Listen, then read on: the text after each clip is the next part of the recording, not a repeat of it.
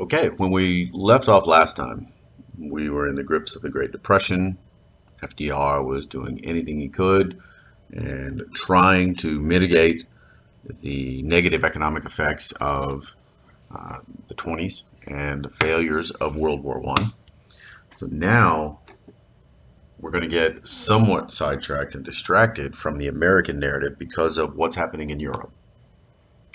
Over the course of the 20s, America had distanced itself, isolated itself, and roared, distracted itself with tales of crime, gangland shootings, prohibition, and sports. Anything we could to take our minds off of the senseless horror of World War One.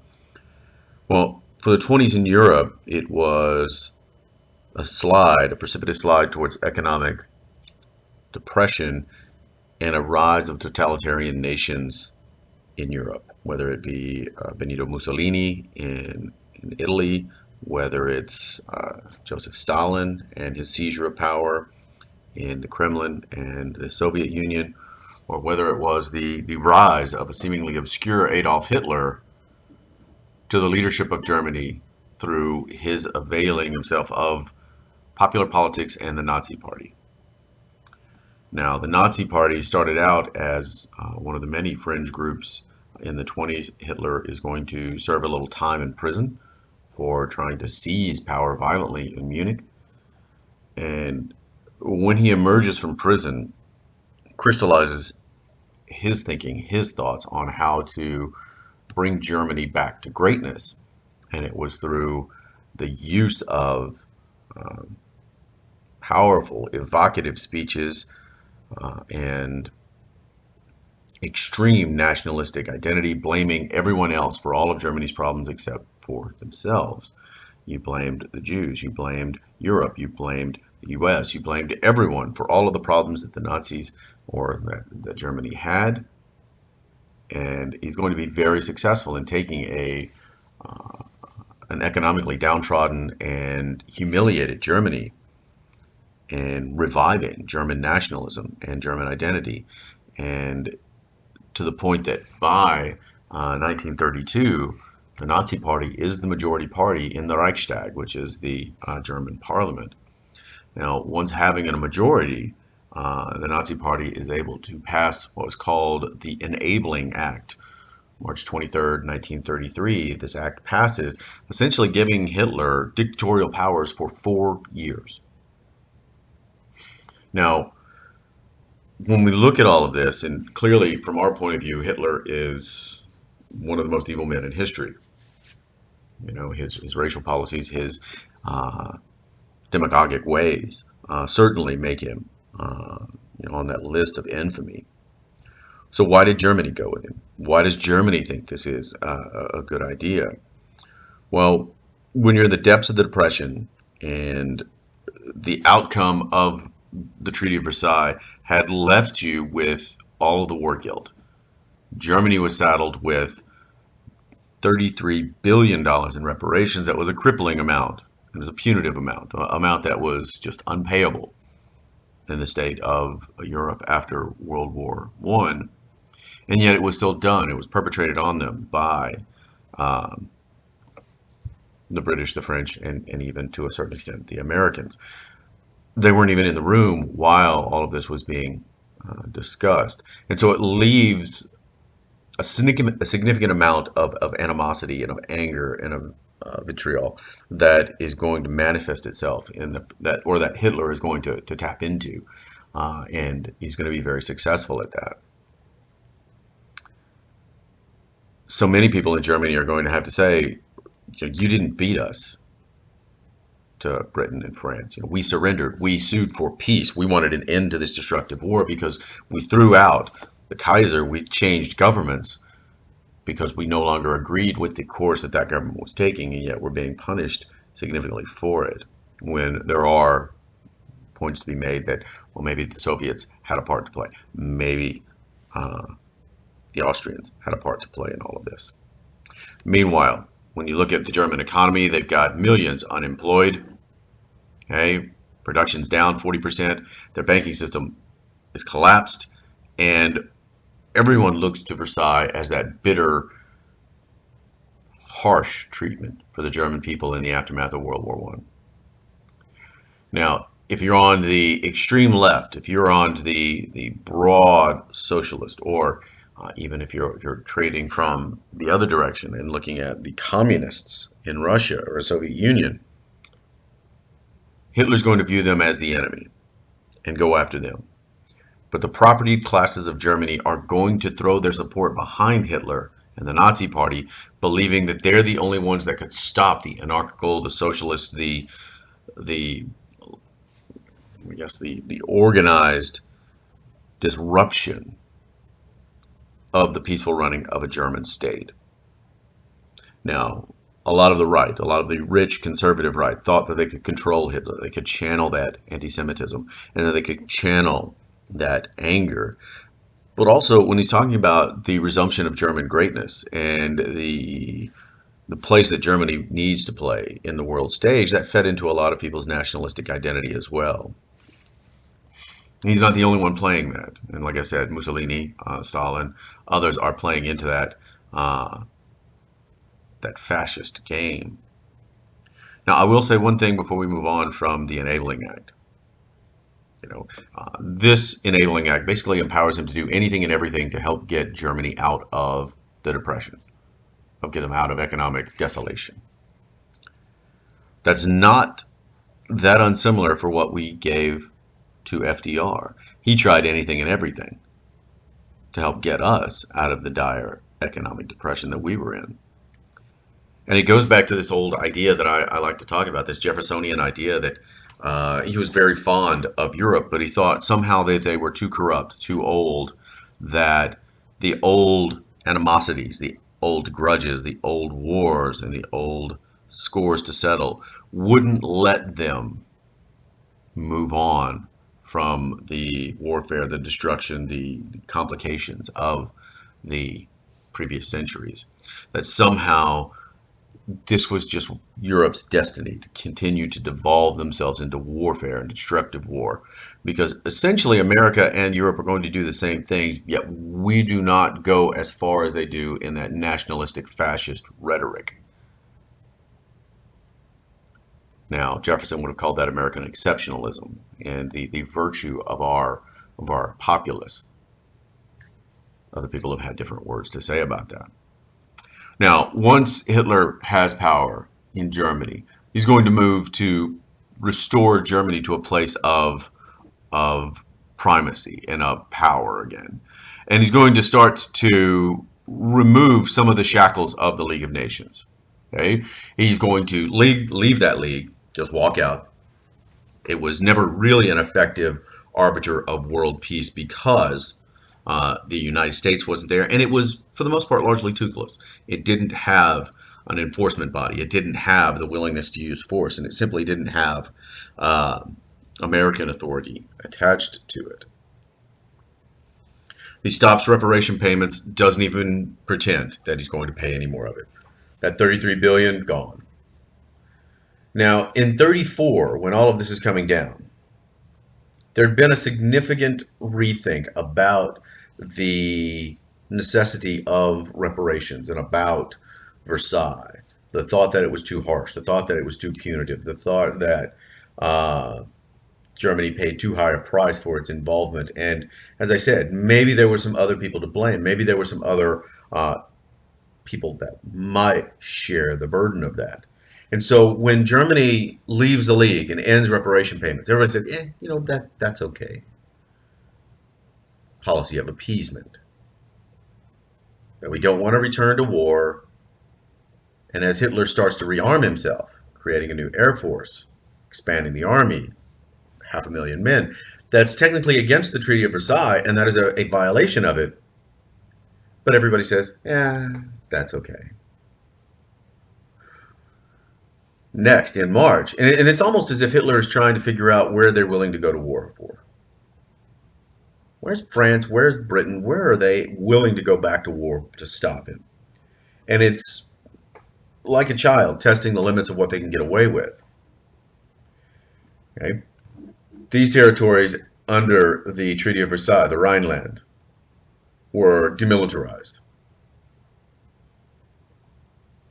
Germany couldn't station military forces there, couldn't occupy it, and that was their industrial heart. But that was the heart of Germany as well. And so in March of 1936, they reoccupy the Rhineland. And again, the formal policy of appeasement is there. Well, not formal, but the general policy of appeasement. That's okay. They're just reoccupying their territory. Perhaps 18 years is enough for it to be demilitarized. In the wake of the economic crisis that is gripping the whole of Europe, perhaps we should allow them to reoccupy these territories. Now, also under the terms of Versailles, they weren't allowed to form any political or economic treaties. Well, October 36, Hitler looks to the south and sees Benito Mussolini and sees their common economic and common political interests. They like, persecuting socialists and anarchists in long walks on the beach. So they see a certain amount of affinity for each other and each other's goals and ideas. And so the Rome-Berlin axis is formed between Germany and Italy. And then they start looking at who another common enemy might be. Germans, Hitler and Stalin hate each other with a passion. They really do view each other as seemingly the most evil men out there in the world, which is incredibly ironic. And so in November of that same year, Germany and Japan sign the Anti-Comintern Pact, and appeasement continues. Now, why would Japan and Germany see the Soviets as a common enemy?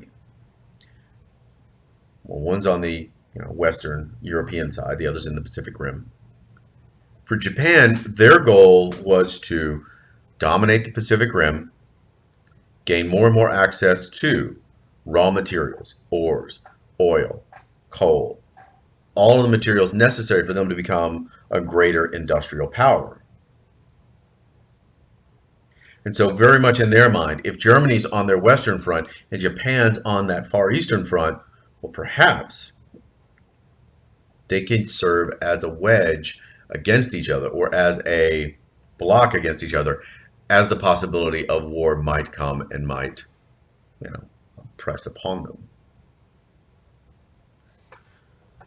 And then Hitler starts talking about the new nations that were signed and the treaties and the laws and everything that emerged in this map following Versailles.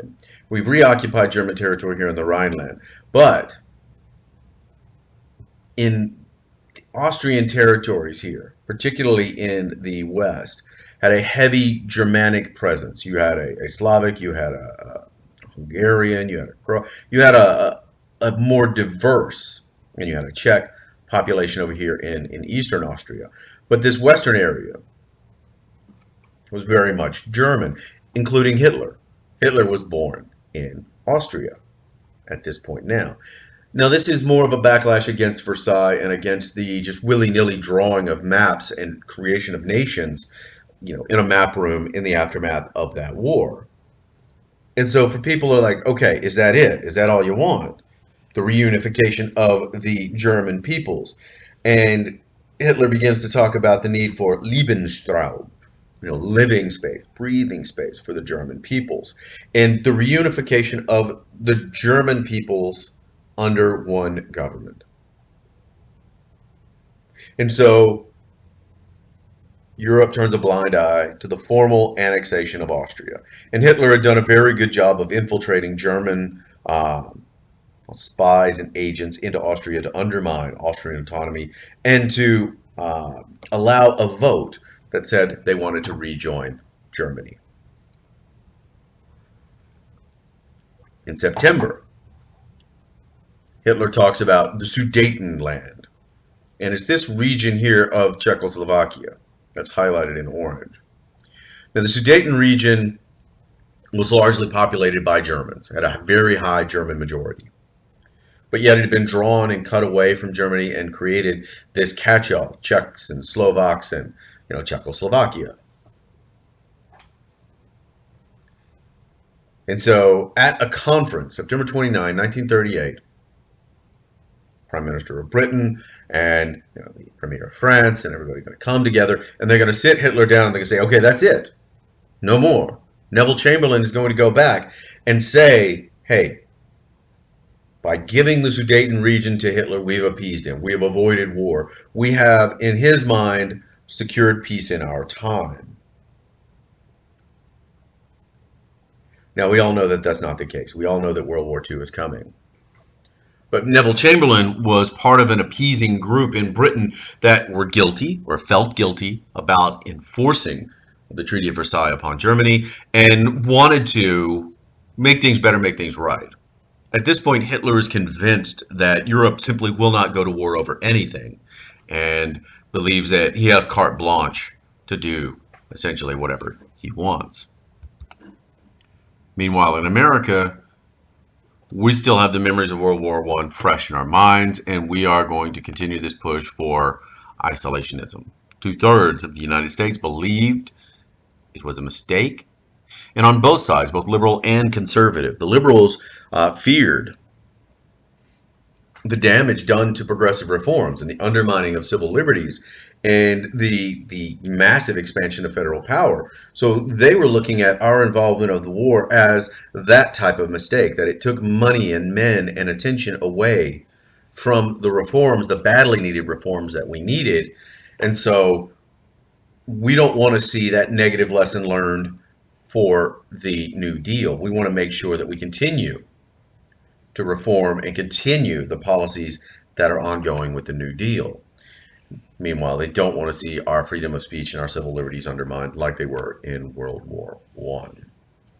Now, if you're a conservative, if you're a businessman, you naturally don't want to see higher taxes, economic disruption, any of the regulations that came down in the First War.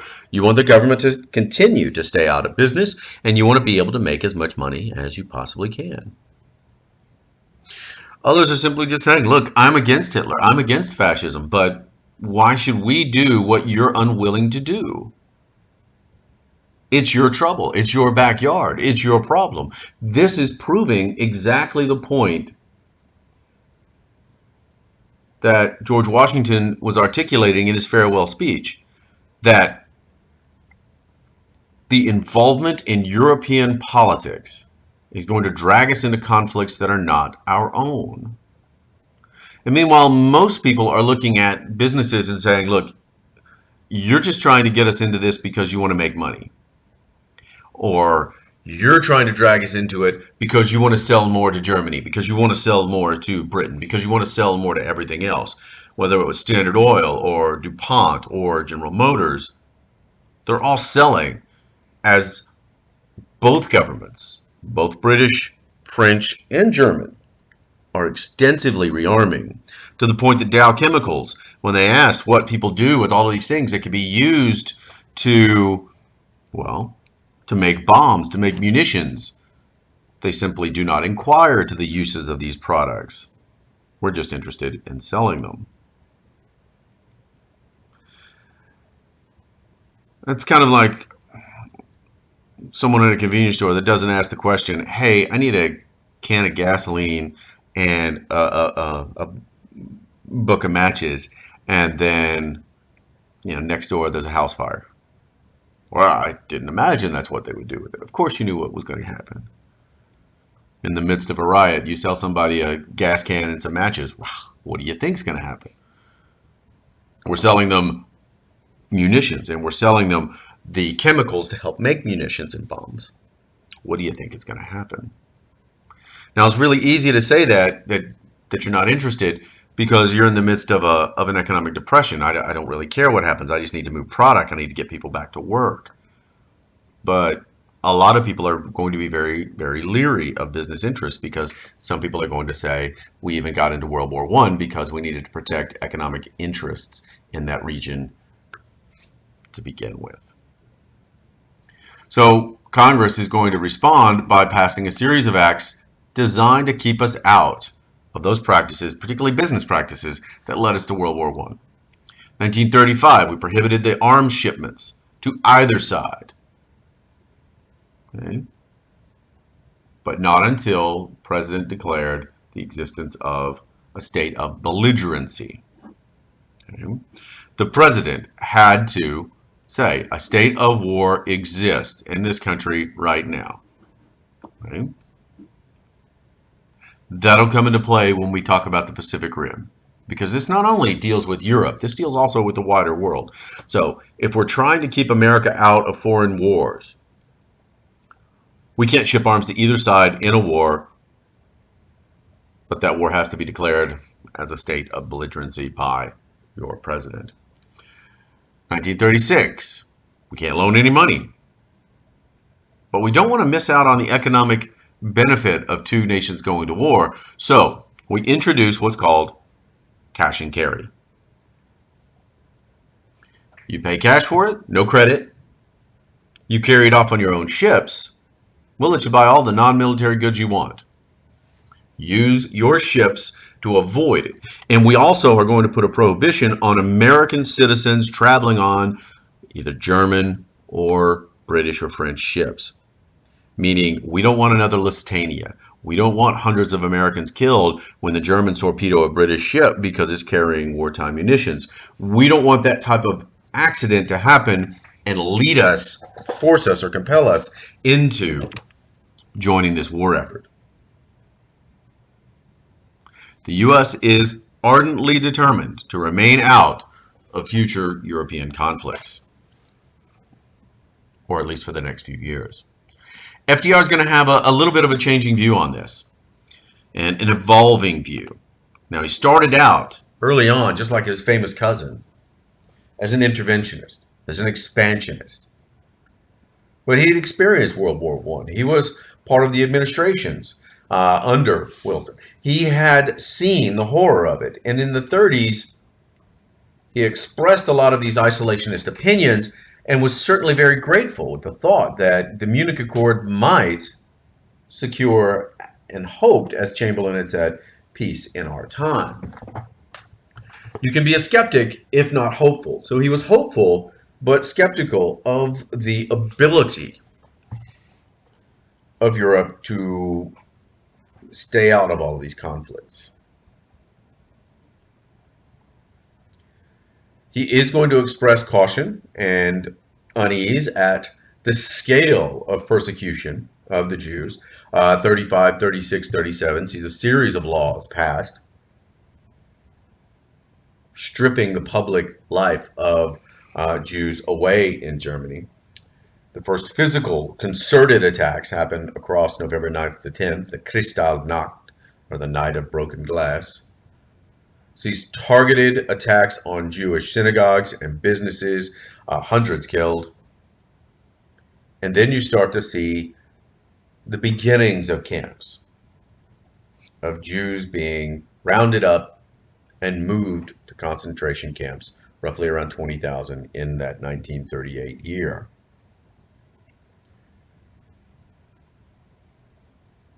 We haven't begun the final solution yet by Hitler. We haven't started the mass killings yet of the Holocaust.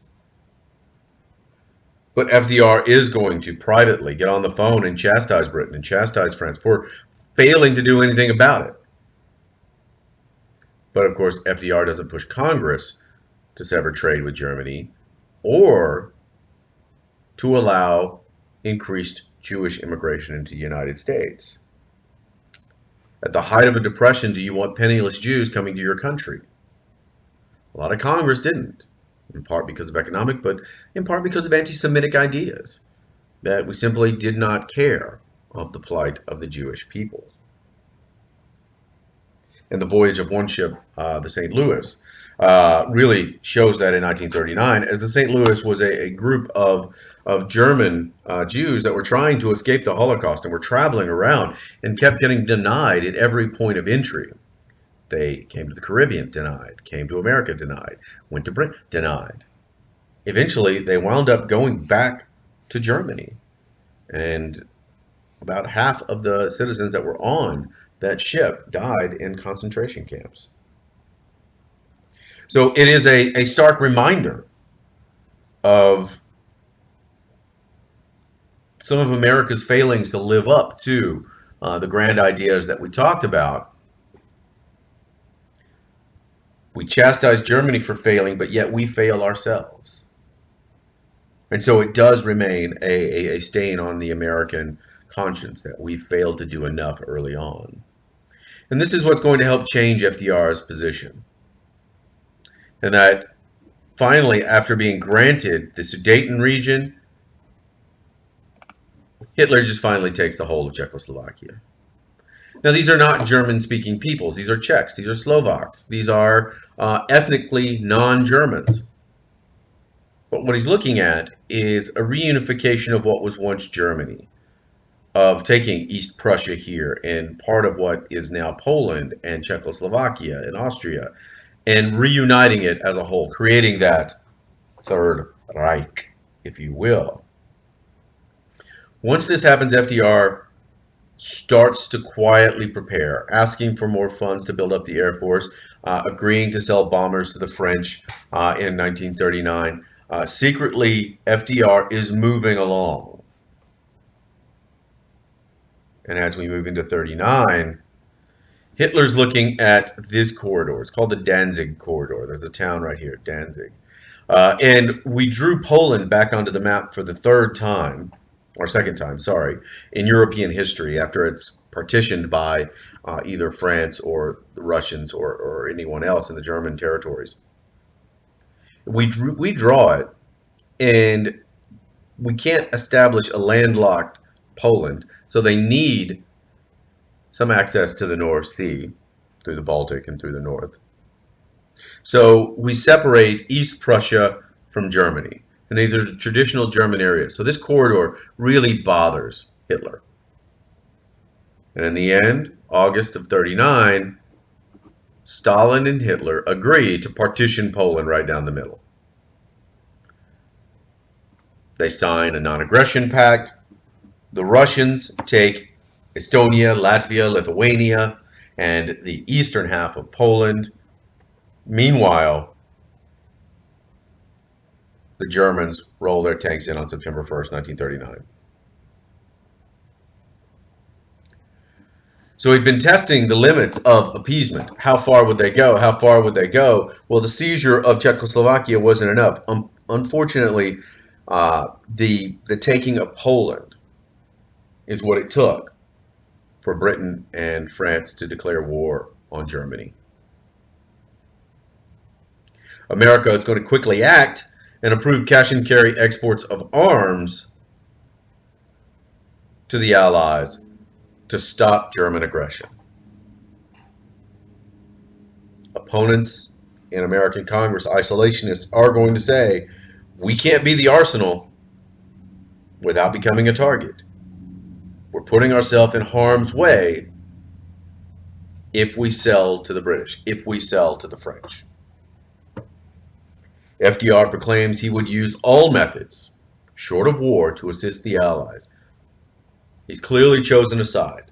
He clearly believes that there is an interventionist need to be involved in this war, and we're going to try to do that as best we can. Now we need to take a pause on European events as all of the great powers are now at war, and now we need to take a look at what's happening in the Far East. And Japan is going to be our major concern in America. In Japanese minds, they're following the exact same example of becoming an industrial power that the West has. They are aggressively industrializing, militarizing, and searching out for colonies for resources. So as an island nation, they're able to industrialize at the same pace that America, or faster than what America and its other allies had done, other European nations had done. For us, though, we see trade, we see missions, we see all of our investments at stake, and we're going to characterize the golden goose of China with all of their peaceful peasants versus the aggressive Japanese dominion. if we were being realistic and looked at the amount traded with China versus Japan, we would have realized that we trade much more with Japan than we do with China. But it's always about potential. And the potential trade with China was enormous. Now, for us, we see Tokyo intent on unhinging our open door and limiting our access to China. Now, that's something that is untenable for us, unacceptable for us. Really, all Japan wants is dominion over raw material production in those regions. That means looking north into Siberia, the Soviet territories, but also looking south into Indonesia, French Indochina, and these regions. Okay? Now, China is undergoing a civil war and has since the 20s. Civil war in China was between the nationalist forces of Chiang Kai-shek versus the communist forces under Mao Zedong. Now, the U.S. has been supporting the nationalist endeavor and have been supporting Chiang Kai-shek for a number of years as he tries to stifle and stymie the expansion of the communist state, or at least the Communist Party there in China. Meanwhile, Japan is annoyed with America over immigration laws that class Japanese as ineligible for citizenship, and fail to realize the volume that Japan trades with America is much greater than what we trade with China. In the end, for the Japanese, they're looking towards Korea, they're looking towards Manchuria, and they're looking to make a move all the way up into Siberia, Sakhalin Island, these types of regions. 1931, Chiang Kai-shek is willing to allow Japanese encroachments into Manchuria and seizure of Manchuria, both as a buffer against the Soviets and vital raw materials. And Japan had pumped significant amounts of investment into Manchuria, so they had all of the reasons necessary to involve themselves in that region. For America and for the Chinese nationalists, however, this is going to be unacceptable, okay? And particularly for the United States, very unacceptable. In a few years, this is going to lead to a full-scale war between China and Japan. Right? And just to give you an idea of the region and give you an idea of what we're talking about, Kamchatka, natural resources rich, Sakhalin Island, we've already taken half in that Russo-Japanese war, moving into Manchuria, and for the Japanese, we're looking at Siberia up here.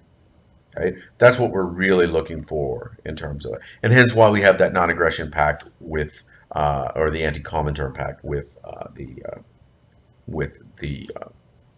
Germans. Okay? What does the U.S. do? Well, they will not recognize any impairment of Chinese sovereignty. Japan continues to press on.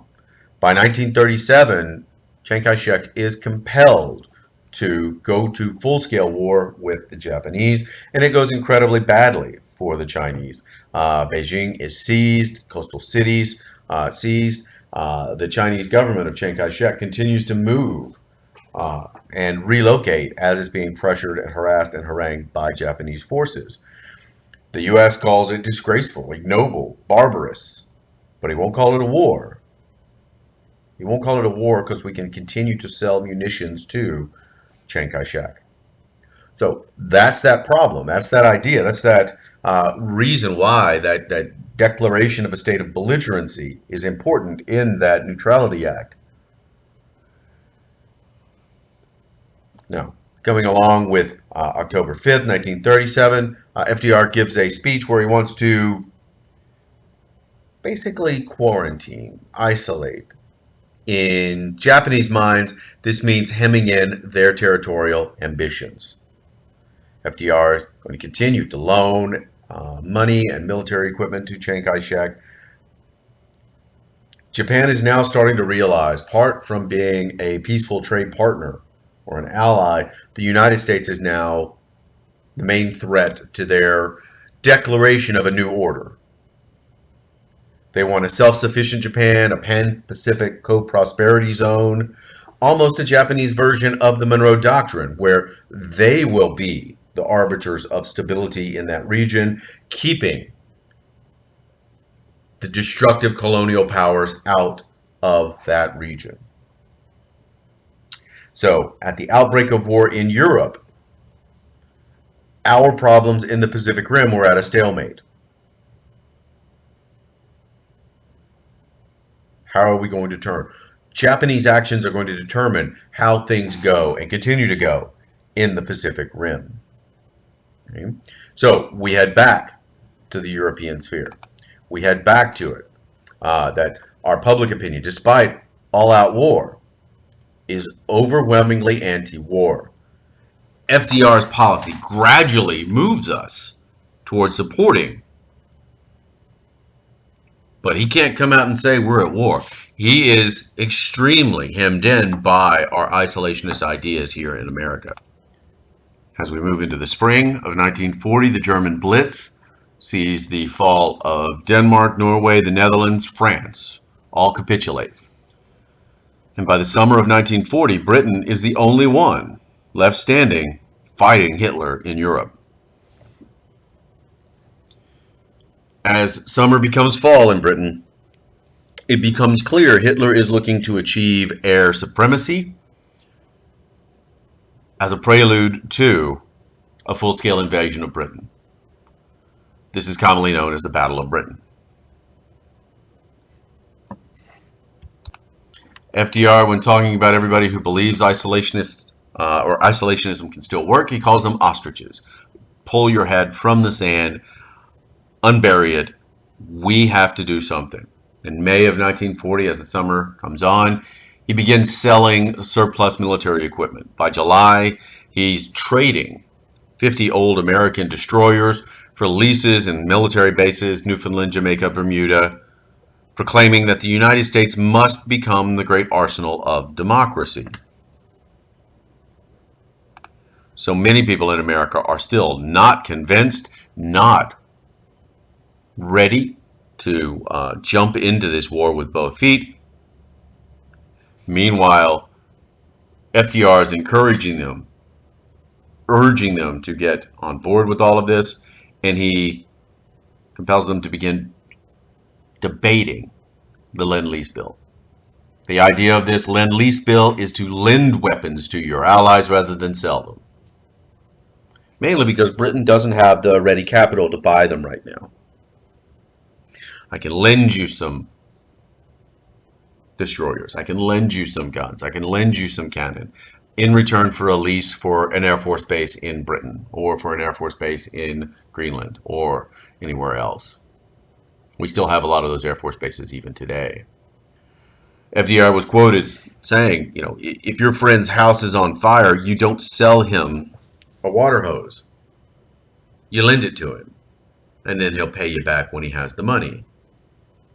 But the important part is to save the house. And of course, by March of 1941, the measure passes by wide majorities in both houses, calling for, at its earliest outset, roughly $7 billion.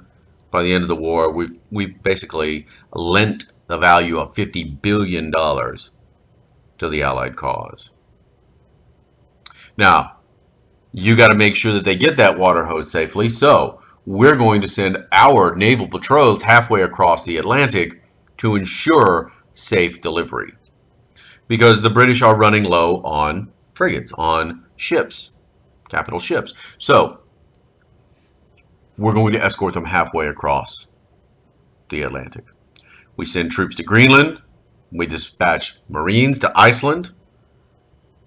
And we're even going to start to rehabilitate good old friendly Uncle Joe, Joseph Stalin, from a maniacal, evil, communist dictator to just that, friendly Uncle Joe.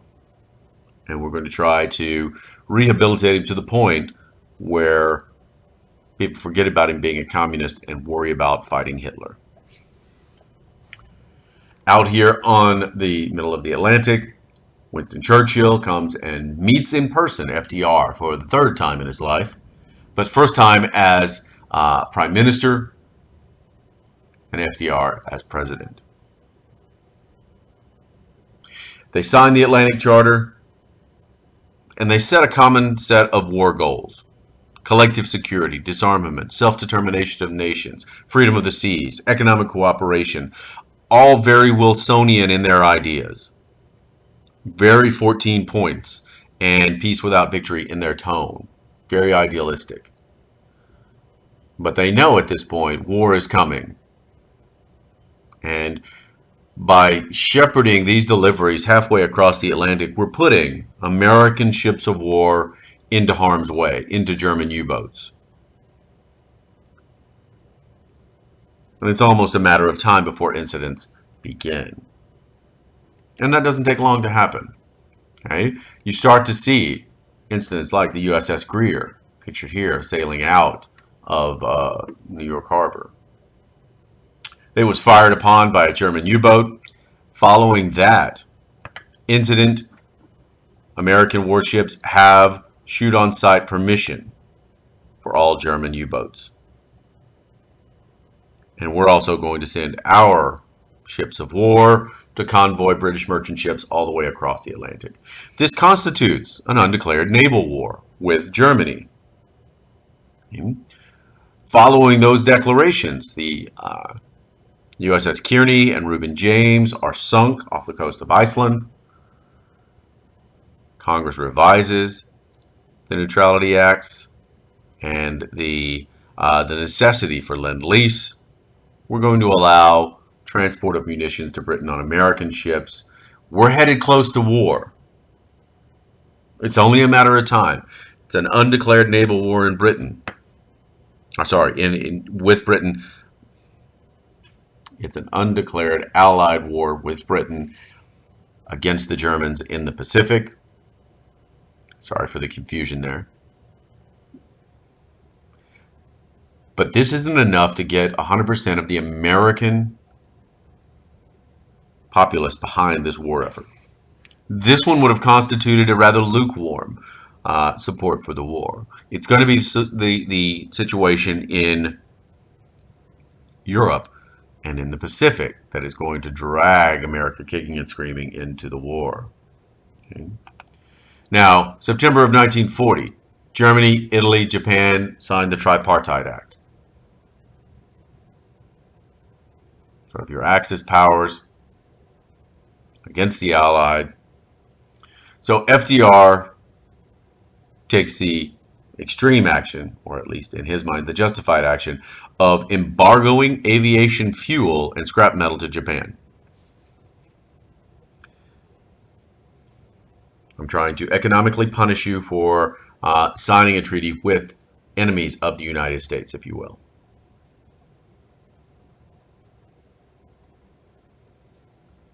Now, the real problem for Japan is that they had always viewed Germany as an ally against potential Soviet encroachment into Manchuria and elsewhere. Well, when the Germans signed that non-aggression pact with the Soviets and they carve up Poland, that had removed the opportunity for Japan to press the Soviets in Manchuria. So what do they have to do? In 1941, as a result of this embargo, they moved south. I can't look north, I moved south. And I occupied French Indochina. The U.S. freezes Japanese assets in the United States, just kind of ending all U.S.-Japanese trade. The U.S. is taking that hard line. On December 3rd, message to Japan's Washington embassy is intercepted and decoded, telling them to destroy their ciphers and code books, usually a precursor for war and an attack. We don't know when the attack is going to come, but we think soon, and we don't know where. But we thought the Philippines, we thought Guam, we thought somewhere in Samoa. Nobody was thinking Pearl Harbor. Everybody thought militarily that was outside the scope of what was possible for the Japanese. They thought that was outside their capabilities. But on the morning of December 7th, 1941, Pearl Harbor is attacked. Battleships sunk, cruisers destroyed, destroyers disabled. 2,400 killed, 1,100 wounded. There's been conspiracy theories out there about, did FDR know it was coming? We thought that there was going to be an attack, but we didn't necessarily know where. And there was information trickling in about odd coincidences. But what you've got to remember in the 1940s, it's not like you can put a text message bulletin alert. You can't mass distribute information that's trickling in that points to the possibility of Pearl. Information took too long to get to the people that needed to see it. Information took too long to get where it needed to go. And part of that conspiracy theory centers around the fact that the aircraft carrier groups were out of port that day.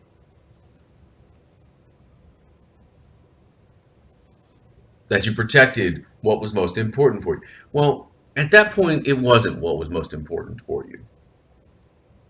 The destroyers, the battleships, that was the stuff of World War I. Aircraft carriers were relatively new. We hadn't figured out how to fight with them yet. Well, that's going to become the central focus of our war effort, particularly in the Pacific, as so many of these naval battles are going to happen without the navies actually coming within sight of each other. Now, the next morning, December 8th, FDR is going to call this a date which will live in infamy. In his very famous radio address, he asks for the declaration of war, which he gets. Britain declares war on Japan. The Soviet Union, very, very interestingly, don't. Okay? Now, they probably don't want to have a two-front war. They don't want to have their resources stretched across the whole of their nation. But then Germany takes all of the doubt away. They declare, along with Italy, war on the United States. And Churchill knows that he's safe. He said he went to sleep. Now, I should say I went to bed. Not to be. But I went to bed and slept the sleep of the saved and thankful. This is going to be a rescuing effect for Britain. That now the full force of American might is coming to the European war. Was this war inevitable in Europe? Probably. We were already in an undeclared naval battle with German submarine forces. It was only a matter of time before full-scale war hit. Given the policies of and the violence with which Hitler is propagating this war, America was eventually going to join this war. In the Far East, was it inevitable? No. Did America and FDR's policies and his fundamental misunderstandings of Japanese intentions make it so? Yes. If we would have had Teddy Roosevelt instead of FDR, TR instead of FDR, you might have avoided war with Japan. However, war had happened nonetheless, and all of that isolationist sentiment is going to evaporate overnight. And December 8th, we're going to see a massive reorientation of America towards commitment for World War II. But that's where we're going to stop, and we'll pick it up next time.